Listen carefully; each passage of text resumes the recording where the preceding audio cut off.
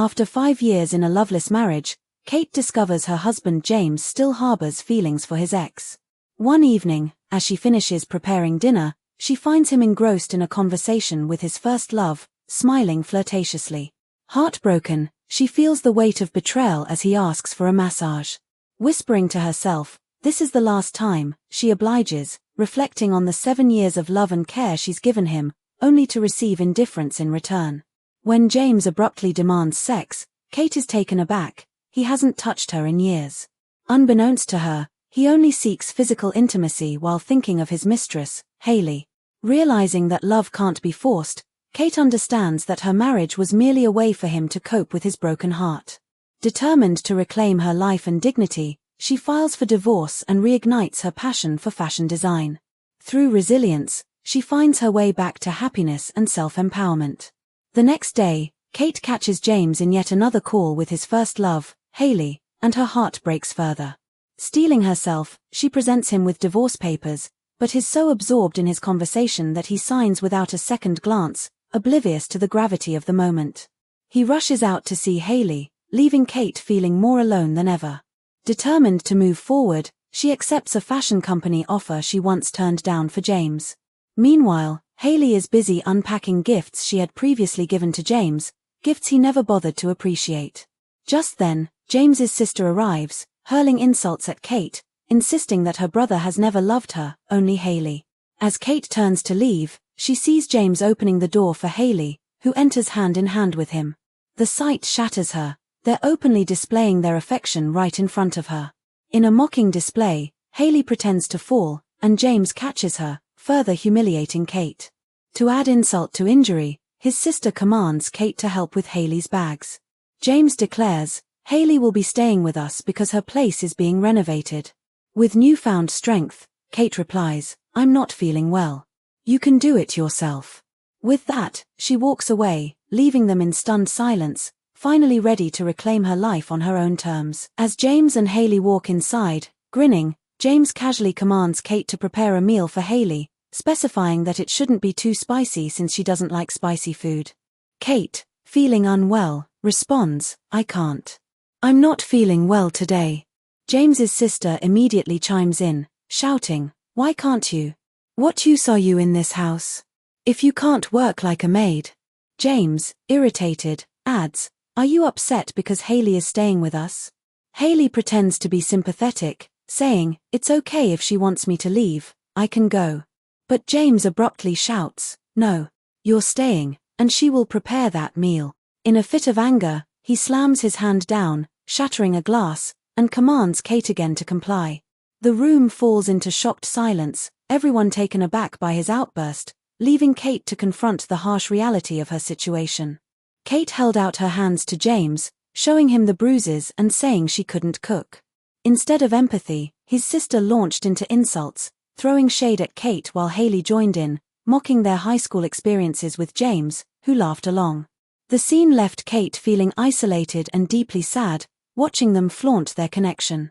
Later, they decided to go to a restaurant, where James lavished attention on Hayley, seemingly more aware of her favorite dishes than his wife's.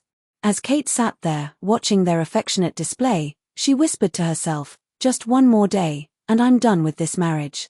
Amid their laughter and good times, disaster struck when a waiter accidentally spilled hot coffee on Kate, burning her hands. Her cries of pain drew James's attention, and he rushed to her side, concern etched on his face.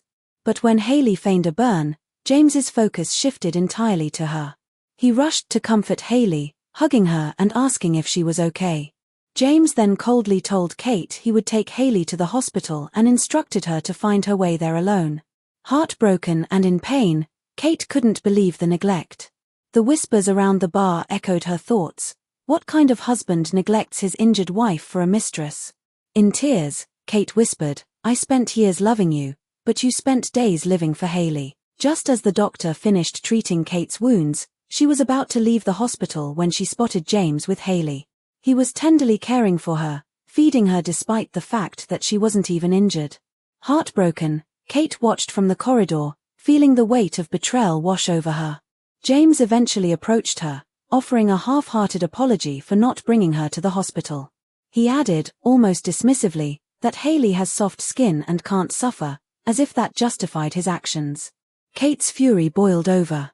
"I will divorce you so you can be with your mistress," she shot back, displaying her injured hand. "Isn't this wound deep enough? There's no need to argue with you." In a moment of raw honesty, she asked, "Do you even love me?" His response was evasive. "If I don't love you, why would I marry you?" "Because for 5 years I've loved you, and you've never once said the words back to me," Kate retorted, her voice shaking. "You don't love me at all." James, seemingly unfazed, replied coldly, "Are you done talking?" The weight of their conversation hung heavy in the air, the distance between them painfully evident. Just then, Haley emerged from behind and called out to James, asking him to help her zip up her trousers. Kate, feeling bold and resolute, urged James, "Go to her. Don't keep her waiting." She knew in her heart that her husband's affections lay with Haley, not with her. James, scrambling for an excuse, lied, "Don't overthink this. Haley and I are just friends, we grew up together. We're like family, so don't read too much into this." With that, he walked over to Haley, helping her with the zipper while Kate stood by, heartbroken. Just then, Kate's phone rang. It was the fashion show manager, reminding her about the expensive flight they had booked for her. As she spoke, she mentioned, "Okay, I'll be right there. By the way, I'm getting a divorce." James, who had been standing nearby, froze in shock. He rushed to her side, eyes wide with surprise. "When did we divorce?" Caught off guard, Kate turned to him, unsure of what to say. She had planned to leave him so he could be with the love of his life, but now that the moment had arrived, she felt unprepared for the confrontation. Kate's bombshell dropped. "We're getting a divorce." Her husband's jaw dropped. "When did we decide that?" Kate calmly replied, "You signed the papers, remember?" The husband scoffed, "Don't be ridiculous." Kate's response was icy, "Go home and see for yourself." Just then, the mistress chimed in, feigning concern. "Don't mind him, Kate. He's just helping me out. We've known each other since childhood, we've bathed together. He's seen everything." The husband's smile seemed to encourage her. But the mistress's next whisper sent Kate over the edge. "Your husband has a big, you know." Kate's anger boiled over, and she slapped the mistress. The husband intervened, slapping Kate and shouting, "Enough." Kate turned and left, hurt and angry. The next day, Kate found solace in her fashion venture, where she was welcomed with open arms. She presented her work, impressing dignitaries and catching the manager's eye. As they chatted, Kate's phone buzzed with 128 missed calls from her husband. She finally answered, and his frantic voice was on the other end. "Kate, where have you been?" As Kate walked in, her husband demanded, "Where have you been?" Kate replied calmly, "A work trip." Her husband's response was chilling, "Your job is to take care of me. You need my permission to leave the house." Kate's thoughts whispered, "Before I sacrificed everything for you, but now, I'm choosing myself." The husband continued, "Are you still upset about Haley? I was just helping her with her zipper." Kate stood silently, unimpressed by his feeble excuse. The husband ordered, "Go make me a sandwich, and make it good." As he turned to leave, he remembered the necklace in his hand and handed it to Kate. Surprised by the gesture, Kate's expression softened slightly. Just as she was about to accept the necklace, Haley and the husband's sister walked in, their presence casting a shadow over the tense scene.